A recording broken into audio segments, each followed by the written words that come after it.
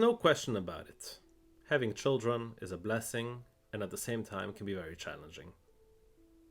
One of the things you're going to have to do as you're educating the children is to be able to talk about it, to be able to talk about it to your spouse, or perhaps to supportive friends and family. Having counseled dozens and dozens of parents over the years, I've often noticed that they're not on the same page, and that makes it even more challenging. Sometimes the mother will say that the father is too strict, the father will say the mother is too permissive, and sometimes it's the other way around. Not being on the same page in terms of educating the children inhibits fluent communication about it, and it makes it all the more difficult. So what I'd like to recommend today is a deceptively simple model. If you follow those 3 steps, it's going to make communication about the children much easier. And it consists of 3 questions. Why, what, and how? Why is the child behaving in the way he or she is? What is it that I would like to teach? And how am I going to teach it? Let's go through the questions. Why is the child acting out in this specific setting in this way?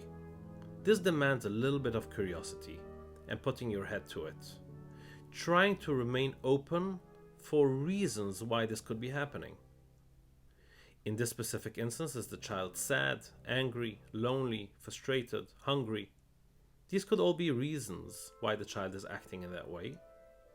And is it or isn't it appropriate for this age?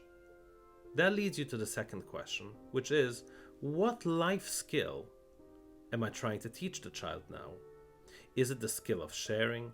Is it being able to process difficult emotions? Is it taking responsibility? Is it being patient?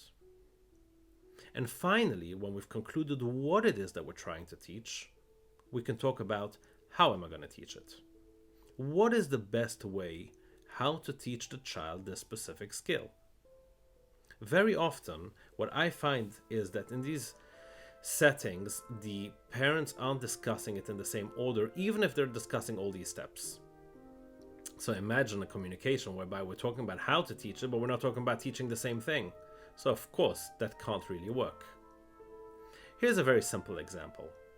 If, let's say, you're right now sitting with your child and trying to help them through their homework, but they're not really there. A reactive parent can get very frustrated in that moment. Why aren't you listening? Why aren't you putting your head to it? You're not going to have good points. Do you do the same thing in class? Of course your teacher is frustrated with you. But there's not going to be much benefit to that. First of all, ask yourself, why is the child not cooperating now? Is there too much disturbance? Does he find that it's not fair that he needs to now sit and do that work whilst the other siblings are playing? That could be quite understandable, right?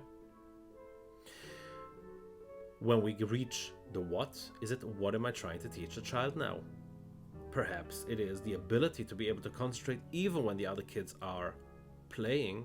If that's the case, how am I going to do that? How am I going to teach the child this specific skill? In other words, try to follow that model. Try to follow the steps, and you'll notice that talking about an already very challenging topic, you'll at least not make it even more difficult and hopefully slightly easier. Good luck.